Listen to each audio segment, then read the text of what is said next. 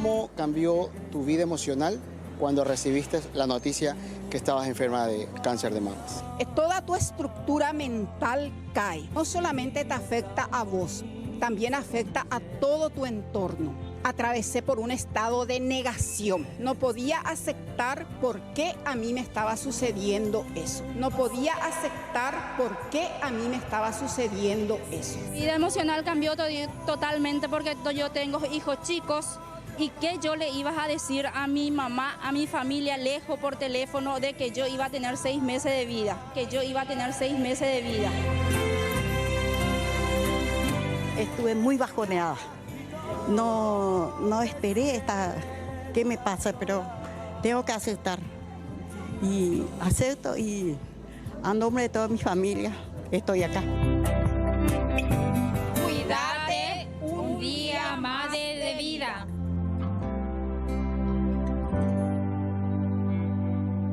Bueno, precisamente porque hoy es el día de recordar, de concienciar de lo importante que es la detección temprana de esta enfermedad. Una enfermedad que en Paraguay en el 2021, las cifras me va a confirmar nuestro invitado, hubo 1.600 casos, 95% de ellos mujeres. Está con nosotros el doctor Julio Rolón, director del INCAN. Doctor, ¿cómo te va? Muy buenas tardes, bienvenido. Muchísimas gracias por la invitación, a la audiencia un saludo y a las órdenes. Bueno, lo más importante acá, la detección temprana, doctor, permite que uno pueda curarse de este tipo de cáncer. Sí, en general, en todas las enfermedades, cuanto más rápido llegamos, mejor. Y en el cáncer en particular, si diagnosticamos precozmente, la sobrevida es más larga. ¿Qué quiere decir eso? Que si yo hoy me doy cuenta de que algo me pasa y me voy al médico y me dice que es cáncer y es un cáncer incipiente, tengo casi 80-90% de probabilidad de curarme. Dependiendo del tipo de cáncer, obviamente. En lo que respecta al cáncer de mama, porque hoy en la fecha recordamos específicamente el cáncer de mama, lo importante es diagnosticar precozmente. No es un cáncer que se pueda evitar, es un cáncer que si se va a desarrollar hay que detectarlo rápido. Porque están los cánceres que sí puede evitar, ligados a la hepatitis B, C, al sol, tóxico, el alcohol, el tabaco. Esos son evitables al corregir tus hábitos, pero estos no. Estos genéticamente pueden estar determinados o, como ocurre en el 70% de los casos, el azar. En estos casos hay que diagnosticar precozmente y se cura. Porque el cáncer de mama tiene una particularidad, otra vez, de tener variantes. Y esas variantes pueden ser más graves o no. Pero en general, lo importante es llegar temprano. Cualquier paciente con cáncer, si llega temprano al diagnóstico, tiene una sobrevida mucho mayor. Ahora, ¿cómo llegar temprano al diagnóstico? Esta es la clave, y es la prevención y la promoción de la salud. ¿Qué significa eso? Que yo tengo que conocerme a mí mismo. Desde la cabeza hasta el dedo gordo tengo que saber qué características físicas tengo. Y si algo cambia, tengo que ir al médico. Y también emocionalmente. ¿Por qué? Porque si yo tengo un lunar, por ejemplo, que empieza a crecer, a cambiar el borde, a eliminar algún líquido, eso puede ser un cáncer de piel. Si, por ejemplo, las personas que tienen un ritmo defecatorio normal a partir de los 50 empiezan a tener alteración, che, pero ¿qué me pasa a mí? Yo antes me iba normalmente y ahora empiezo a trancarme. Eso puede ser un cáncer de colon. O de repente un varón de más de 50 años que tiene que hacer fuerza para hacer pipí, o de repente cambia el color de la orina, o su flujo de eyaculación es menor al que habitualmente tiene, o tiene un dolor en la columna. Eso puede ser un cáncer de próstata. Y lo mismo en otros signos y síntomas. O sea, ¿cuál es el mensaje? Que uno tiene que animarse a consultar ante cualquier situación diferente que uno vive, incluso la parte emocional. Uno puede haber estado súper bien y un día empieza a tener alteraciones hormonales que afectan la parte emocional. Y eso puede ser un tumor que está afectando algún circuito. Sobre ese punto, antes de invitar a Juan Carlos también, a la conclusión que llego es que sí o sí tu cuerpo te avisa. Te avisa. El cuerpo siempre avisa. Y hay que incorporar el hábito de no tener miedo en consultar. ¿Será que esto puede ser cáncer? Desmitificar la palabra cáncer. Es más, nosotros tenemos experiencia, por ejemplo, en el cáncer de próstata de un paciente que el tipo se entera en una ronda de tragos post-fútbol. ¿Qué hicieron? Terminaron el futbolacho, empezaron a comentar, che, los perros, vos sabés que esto y aquello. Y uno de los muchachos que estaba ahí era médico. Y le dijo, andate a hacer un chequeo, hacete un chequeo, porque eso puede ser un cáncer de próstata. Y efectivamente fue gracias a Dios fue un diagnóstico precoz y el tipo está bien. Utilizo esa frase porque fue en el ámbito futbolero, ¿verdad? No, claro. Entonces, ese es el Claro. sentido, la prevención, llegar lo antes posible. Doctor, en el caso específico del cáncer de mama, ¿existe alguna franja etaria en donde haya prevalencia? ¿Se puede dar a cualquier edad? Estos chequeos que se limita siempre a las mujeres a hacerse, ¿tiene algún rango específico? Sí, la mayor parte ocurre después de los 50 años, pero a partir de los 40 se exige un control de una mamografía anual. Existen casos muy precoces, tenemos pacientes de 20 años, pero son genéticamente muy importantes, o sea, ahí hay prácticamente una línea genética familiar. Pero en general, las personas que padecen de cáncer de mama tienen 50 años para arriba. Y hay que recordar que en el 1% de los casos afecta a los varones. Por lo tanto, aquel varón que de repente empieza a sentir algo a nivel del pectoral o de los pechos, tiene que consultar porque eso puede ser un cáncer de mama. Así es que lo más importante es conocerse a sí mismo, el autoexamen, y a partir de los 40 años empezar los chequeos. Y si hay antecedentes familiares de cualquier tipo de cáncer, inclusive se baja a partir de los 30. Según también estaba leyendo estadísticas, en Paraguay hay más de 2 millones de mujeres de 40 años y más que sí o sí necesitan hacerse un chequeo anual de mamografía. Así mismo. Y nosotros en el sistema tenemos aproximadamente 26 máquinas, de las cuales casi el 90% están operativas. Siempre hay alguna que otra que cae, pero eso es normal, digamos. Y ese número es así. Refleja un poco la necesidad de incentivar las políticas de prevención y promoción de la salud, que es un pilar fundamental en la salud pública. Nosotros como Instituto Nacional del Cáncer venimos hace 5 o 6 años trabajando fuertemente en la prevención y la promoción de la salud. ¿Y eso qué genera? Consultas precoces. Entonces, se desmitifica la palabra cáncer, empezamos a hablar en cualquier parte y la gente empieza a no tener miedo, sino conciencia. No queremos que la gente tenga miedo, queremos que la gente tenga conciencia, porque el miedo pues, te va a hacer huir de la posibilidad de que tu médico te diga tenés cáncer y después desapareces. Porque ocurre, lastimosamente ocurre. Doctor, siempre que hablamos del tema cáncer, la mayoría de las personas que sufren de esta enfermedad nos hablan de que el principal problema por los que atraviesan todos ellos y sus familiares es la falta de medicamentos. ¿Cómo se da ese tema? ¿Hay un presupuesto limitado? Mira, a ver, brillante pregunta porque realmente es una oportunidad para aclarar ciertas cosas. Nosotros tenemos un VADEMEC, o sea, una lista de medicamentos que sí o sí tenemos que proveer. Son 54 medicamentos. Hoy en la lista falta uno que es el MESNA, que no se produce en Paraguay, que tuvimos que hacer una audiencia pública en la Cámara de Senadores. El Ministerio va a recibir una donación de la hermana República Argentina y una empresa paraguaya dentro de 1 mes y medio, 2 meses va a empezar a producir. No hay nada que hacer ahí.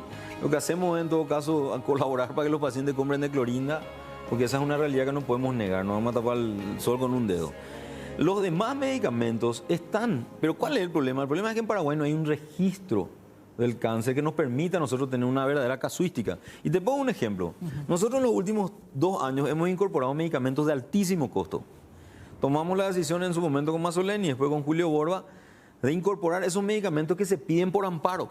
Porque ¿qué hacíamos nosotros? Veíamos que el patrón de medicamentos que se pide por amparo más o menos se movía en un rango de 5 a 6 medicamentos. Todito eso incluimos. A partir de la inclusión empezamos a ver la verdadera demanda. ¿Qué significa eso? Que nosotros usamos la casuística de los amparos que nos refleja la realidad. Porque no todos pues se animan porque piensan de amparo, abogado, costo, etcétera, etcétera. Yo les informo que la vía del amparo que nosotros usamos lo hacemos a través de la Defensoría del Pueblo y no tiene ningún costo para nadie y es una herramienta valiosísima que empezamos a pulir nosotros hace 6 meses a 1 año. Bueno, ¿qué pasa entonces? Incorporamos esos medicamentos, vamos viendo la necesidad real y obviamente empezamos a ver el consumo y ya activamos los mecanismos para la compra, pero siempre queda una brecha que no depende de nosotros, porque hay procesos que tenemos que respetar. Lo que no dejamos de hacer es de comprar, comprar y comprar. Incluso estamos incorporando cualquier medicamento nuevo que sale y que tiene una aprobación del comité y que está demostrada su utilidad. Es decir, ¿qué nos faltaría a nosotros? Un registro del cáncer, que se está trabajando sobre eso en el Ministerio de Salud Pública. Eso te va a permitir tener una población, porque hay que entender, y agarremos el cáncer de mama como ejemplo, entre 1.600 y 1.800 casos nuevos por año, de los cuales 15 a 20% lastimosamente fallecen. Entonces vos tenés en 10 años casi 16.000 a 20.000 pacientes con cáncer de mama, para hablar de rangos. De esos, por la mortalidad que tiene, ponerle que en unos 15 a 16.000. A eso se van sumando cada año. Dentro de ese grupo hay gente que ya no tiene una medicación porque fue dada de alta. Técnicamente el alta se da a los 10 años después de usar un medicamento. Pero hoy yo no estoy en condiciones como Instituto Nacional del Cáncer de tener la población que hoy ya está de alta técnicamente, que está recibiendo un tipo de medicamento como primera y segunda línea, que está recibiendo otro de grupos etarios diferentes, etcétera, etcétera. O sea, no tengo el mapa yo como para decir, bueno, necesitamos comprar trastuzumab 10% más porque vemos que este grupo que empezó corre el riesgo de no responder, por lo tanto va a requerir este. Se va a sumar a los que de entrada ya necesitaron esto. Y un montón de detalles que técnicamente para nosotros es como tener un tablero de procesos, es decir, que nos permita optimizar los recursos. Hoy, ¿cómo compramos nosotros? Y vemos el histórico. Decimos, bueno, el año pasado usamos 20.000 ampollas de un medicamento y con una incidencia anual de casi 1.000 a 1.200 casos al año, entonces compramos más. Y ya salió otra droga que reemplaza la primera y segunda línea y resulta ser que pudiste haber comprado medicamentos que no vas a usar. Es decir, no es un problema de disponibilidad de recursos, no es un problema, incluso me atrevería a decir, de los procesos burocráticos en el marco de la ley 2051, que a veces nos quejamos mucho, sino es realmente porque hay una serie de factores determinantes y el más importante es el registro. Es más, estamos trabajando paralelamente con una aplicación a través de la cual todo el mundo se anote. Sí, yo tengo cáncer, número de cédula, la fotocopia de tu biopsia y por lo menos tener un banco de datos que después, cuando esté el registro, podamos también cruzar y ver si nos sirve, ¿verdad?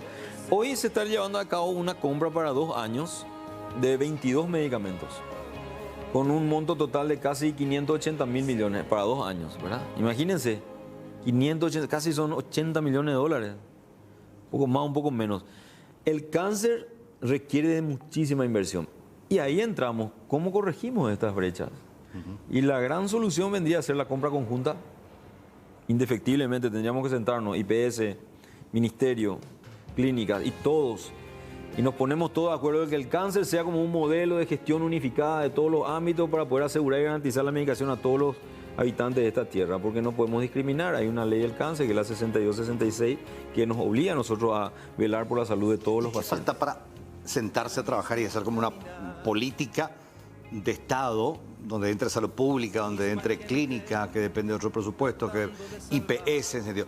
¿Qué hace falta para también hacer esa política de registro nacional, hacer una campaña, así como se va a hacer el censo? Gente, hay muchísimas personas que están muriendo por año de cáncer, a veces por la detección tardía, ya no es responsabilidad del sector salud, pero a veces también es una cuestión de medicamentos. Te acordarás la protesta que hicieron a Mazzoleni frente al ministerio porque no había medicamentos. Se necesita tener una política nacional sobre la atención y provisión de medicamentos para esta gente. Esta gente un día sin medicamento, ¿sabes cuál es la consecuencia, doctor? Totalmente. No, de hecho, estábamos haciendo justamente el análisis y te pongo así algunas variables objetivas. En 6 años pasamos de $1 millón a 70 millones de dólares del presupuesto. Pasamos de tener un acelerador a tener 2 propios más 2 del sector privado por contrato y un tercero propio que se va a instalar. De 21 medicamentos pasamos a tener 54, o sea, 3 variables objetivas para decir que hubo un aumento considerable desde el punto de vista cuantitativo, pero sigue siendo insuficiente. Si vos en la curva ascendente de la buena gestión pones un paciente sin medicamento, eso aplana todas tus curvas, es como que nada haya servido, porque una vida es tan importante como 1 millón. ¿Y por qué ocurre eso? Y hay múltiples factores. El primero de todo es la compra de los medicamentos. Y te cuento, para hacer una historia, nosotros con Mazzoleni y con todo el equipo, incluida obviamente Julio Borba, habíamos iniciado el proceso de cambio del modelo de salud pública y uno de los ejes era la compra conjunta, creando la Agencia Nacional de Compra de Medicamentos. Claro, un fondo nacional. Sí, de hecho la ley 1032, que es la de creación del Sistema Nacional de Salud, habla de un Fondo Nacional de Salud. Incluso cuando me tocó ser primero, antes de ser viceministro, ya director del INCAN, habíamos propuesto inclusive sobre la mesa la creación de un seguro oncológico nacional, para llamarlo de alguna forma, en donde además del presupuesto que se destina a salud, uno pueda voluntariamente aportar $5 al mes, que no es nada, y tener la garantía del 100% de la medicación. Hicimos un cálculo en su momento, eso implicaría llegado a un nivel de aporte hasta inclusive de 5 a 10 millones de dólares mensual entre todas las fuentes de financiamiento, porque esto pues se trata de optimizar los recursos y ponernos de acuerdo. Vos preguntás qué falta, y falta que tengamos un poco de tiempo, porque ahora estamos todavía con la cola del COVID. Yo entiendo que nosotros en el ministerio estamos todavía abocados a evitar que venga una ola, porque no sabemos si va a venir una cuarta, quinta y puede destrozar todo. Aún así, yo creo que el año que viene, quitando el contexto electoral, tendríamos que sentarnos, y yo creo que el ministro está pensando en eso, porque yo ya le comenté, y ver la posibilidad de hacer una compra conjunta de un ensayo, por lo menos de los más caros. Y ver si compramos con el IPS, nosotros, clínica que tiene un escasísimo presupuesto. Entonces, hacer un pequeño ensayo y ver. Porque finalmente, para que el paciente pueda tener lo que necesita, tenemos que tener una gestión eficiente. Nosotros creemos que nuestra gestión, dentro del marco jurídico que tenemos vigente, es la única que podemos hacer, no hay otra, con las herramientas que tenemos hoy. Una casuística que depende del histórico. Un registro del cáncer que está creciendo, que todavía no puede aportarnos ciertos datos. Y por otro lado, un detalle importante, la migración del paciente del sector privado al público, que es un fenómeno que se da. Porque vos tenés en el Instituto del Cáncer el paciente extremadamente pobre, el laburante que tiene hasta cierto tiempo, el que tiene muchos bienes pero no tiene liquidez, y el que tiene ambas cosas y desesperado viene, ¿verdad? Y todos tienen el mismo derecho. Doctor, una consulta que nos hacen, un medicamento específico, Palvociclip, solamente se provee en el IPS por una sola farmacia, cuesta 31 millones de guaraníes, pero en Clorinda ya se vende a 6. ¿Por qué se dan esos fenómenos, doctor? Bueno, nosotros tenemos ese medicamento, de paso te cuento, en el INCAN. Es un medicamento de altísimo costo. A ver, los costos fija Dinavisa, que es la Dirección Nacional de Vigilancia de todos los procesos de compra de medicamentos, equipos, etcétera, etcétera. ¿Cuáles son los criterios para establecer los costos? Y bueno, la estructura de costo del producto. Y ahí vos tenés seguramente el costo de producción, el costo de arancelario, de aduanero, la importación, etcétera, etcétera. Habría que ver por qué tanta diferencia, pero existe esa diferencia. También hay que ver qué marcas, porque en la Argentina y en el Brasil, ellos tienen los paralelos. Digamos, claro, tienen los paralelos, los genéricos y tienen una altísima producción, por lo tanto, la demanda en esos países que tienen casi 10 veces más población que nosotros, en el caso de Brasil, inclusive 20 veces más, hace que los costos se puedan regular. Y acá ocurren dos fenómenos, y dentro de los cuales hay una crítica implícita ahí al sistema, ¿verdad? Los empresarios no tienen una previsibilidad de cobro. La deuda del ministerio orilla los 200 millones de dólares. Entonces yo, para precautelar mi estructura de costo, digo, como empresario aplico un pequeño monto como una especie de prevención financiera, ¿verdad? Entonces tenés, por un lado, una población que no es muy importante desde el punto de vista comercial, falta de previsibilidad en los cobros de parte de las empresas que proveen, fijación de costos que son diferentes a los demás países. Y vos te pones a pensar, y bueno, Brasil tiene más de 200 millones de habitantes, Argentina más de 30, obviamente que fabricar ahí en los volúmenes en términos de economía de la salud son distintos.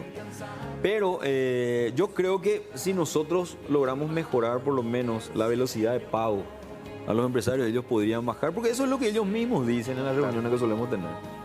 Entonces hacen una especie de confesión ahí de la situación que de repente yo no quiero hacer un juicio de valor sobre nadie, pero tendríamos que nosotros como Estado facilitarles a ellos, porque yo tengo que reconocer que sinceramente, bajando hacia un lenguaje popular, el sistema de salud funciona a crédito, como un kiosco.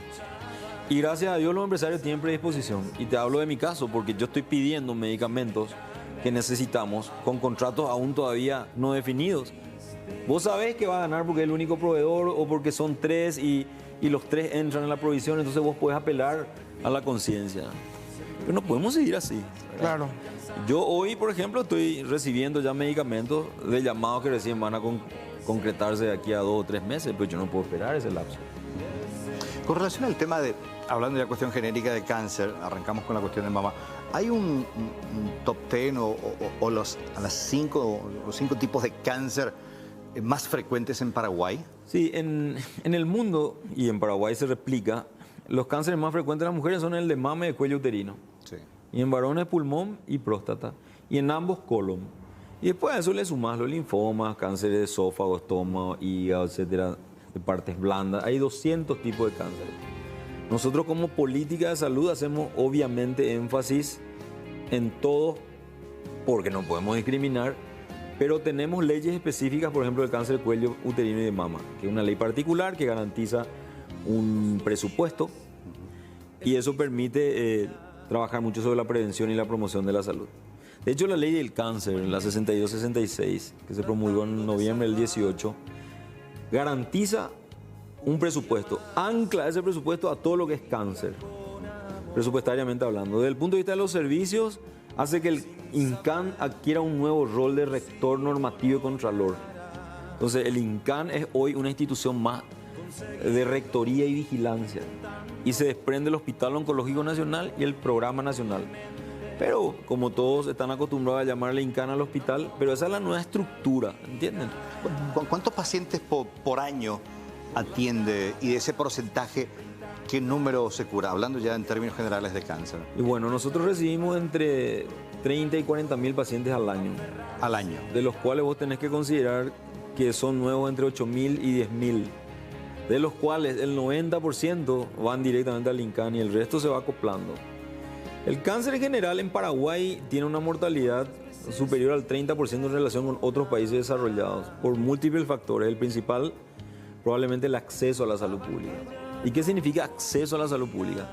Que si yo soy un campesino que me dedico todos los días a mi chacra y un día tengo una lesión cancerígena y tengo una unidad de salud de la familia a 5 kilómetros, el día que no tenga ruta yo no puedo llegar.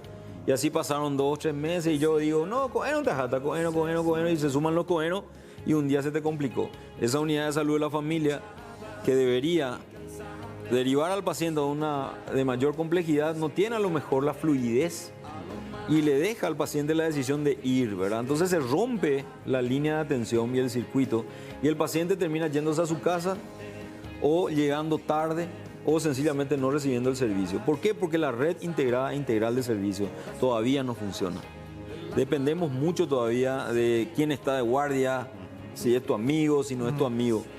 ¿Y por qué eso? Y porque lastimosamente todavía nosotros en Paraguay no alcanzamos el nivel de cobertura en cuanto a infraestructura y recursos humanos real que se necesitan. Es decir, si hoy nosotros decimos, señores, pongámonos de acuerdo todos y construyamos los hospitales que se necesitan y metamos los recursos humanos que se necesitan. Y hoy tenemos casi 900 unidades de salud de la familia, necesitaríamos triplicar. Y hoy tenemos casi 47.000 personas en el ministerio y necesitaríamos otras 20.000 más. Y el presupuesto de 1.100 millones de dólares debería pasar a ser algo así como 4.000 o 5.000 millones, porque hoy es 1.4 del Producto Interno Bruto.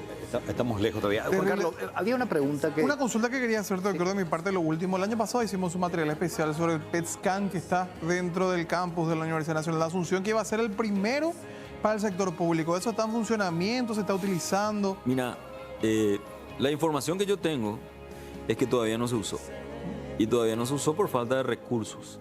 Porque hay que entender que el PET scan es un estudio que implica comprar un reactivo que dura 24 horas y que tiene un costo entre 200 y 500 dólares. Depende de quién te fabrica. En Paraguay ya se fabrica y tiene un costo al público. Si vos te vas a hacer un PET scan en el sector privado de 500 a 600 dólares. Nosotros tenemos comprado ese servicio. Y el PET scan, que antes salía 2.500 dólares, a nosotros nos venden por 1.100 dólares. 8.900.000 guaraníes pagamos nosotros por cada PET scan que se solicita a los pacientes del INCAN. Y para tener acceso a ese estudio, vos tenés que consultar en el Instituto Nacional del Cáncer y ser un paciente de nuestros registros. Y ahí tenés todas las atribuciones y los derechos. Todavía no se derivó entonces ningún paciente. Nosotros no utilizamos, no, de hecho, honestamente, creo que hacen el esfuerzo. Yo con toda sinceridad te digo, no sé cómo se maneja ese lugar. Sí, siempre solemos decir que hubiera estado en el Instituto del Cáncer ese equipo. Yo no participé en la decisión en su momento de llevar a ese lugar. Porque hay que entender que el Instituto de Investigación en Ciencia de la Salud es un ámbito académico. Ellos no tienen el ejercicio y el músculo para la prestación de servicios. Por lo tanto, yo supongo que han de tener dificultades. De hecho, te cuento, nosotros tuvimos con ellos un convenio comercial híbrido, ¿verdad? Le compramos algunos estudios que eran la centellografía, pero tuvimos muchas dificultades, no por causa de ellos, sino por el propio sistema público de salud que, por ejemplo, si vos le contratás a Carlos Troche para que te provea 365 días al año, su problema es que se vayan de vacaciones sus recursos humanos, ¿verdad? Él tiene que reemplazar. Claro, garantizar el servicio. Garantizar el servicio. En el sector público, si tus recursos humanos se van de vacaciones y no te dan recursos para reemplazar, entonces te quedas con una brecha sin servicio. Entonces, al entrar en convenio con el sector público y hacer la figura público-público, tenés esos riesgos. Entonces, nosotros a partir de esa experiencia nos desvinculamos amistosamente, pero a partir de esa experiencia dijimos, bueno, yo tengo un PET scan, pero mejor hagamos nomás la vía de los seguros hasta que ellos tengan el ejercicio de la provisión de servicios, porque, repito, ellos son académicamente lo máximo, pero todavía le falta el ejercicio de la provisión de servicios. Bueno, para ir cerrando, por una cuestión de tiempo, aparte de ser médico, ¿músico también? Me comentaron de que había una música. Sí. ¿Escribiste o cantaste? Escribí dos músicas realmente, una antes de dejar el Incan. Ah, ¿Sos vos cantando, doctor? Sí, yo estoy cantando. Muy Esa. bien, doctor. Ahí está. ¿Te animás a una capela acá? No, espera, vamos a escuchar algo.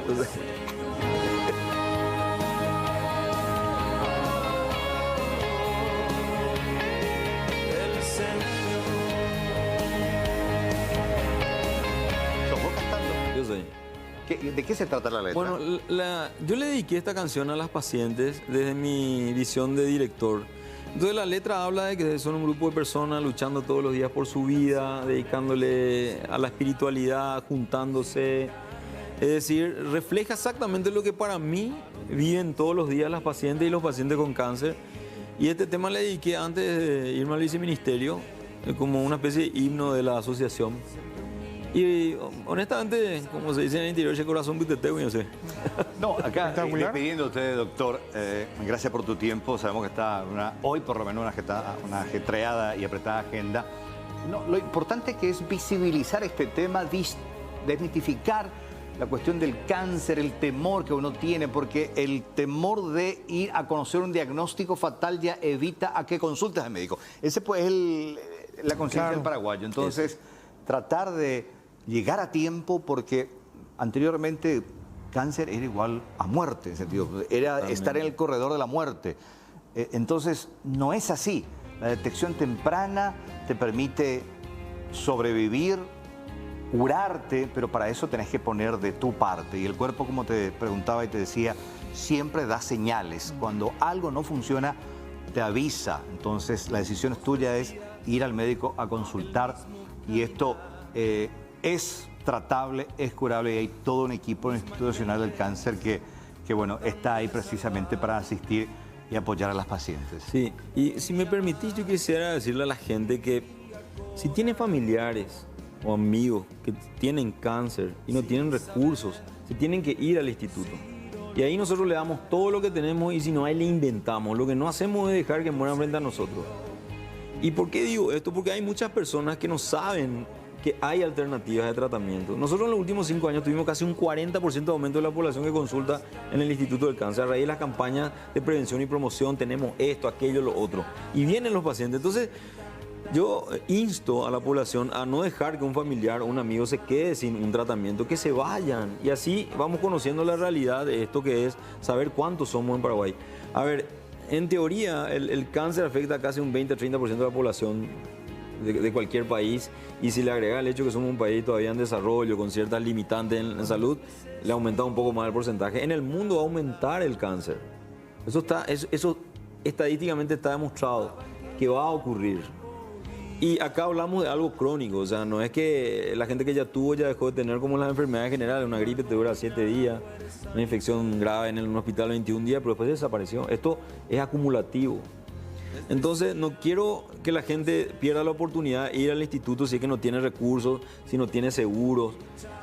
Y los policías y los militares, como un capítulo especial, sepan que pueden contar con el Instituto Nacional del Cáncer y que nosotros inclusive le podemos proveer de los medicamentos. Y menciono estos dos sectores porque vemos muchos oficiales de policía y militares que no saben dónde ir porque su seguro lamentablemente no les cubre, porque entiendo que no es tanto, ¿verdad? Entonces, de paso aprovecho y les digo que pueden recurrir al Instituto Nacional del Cáncer, como toda la población, sin discriminación. Gracias, doctor Julio Rolón, director del INCAN. Gracias. Hacemos una pausa brevísima, ya volvemos.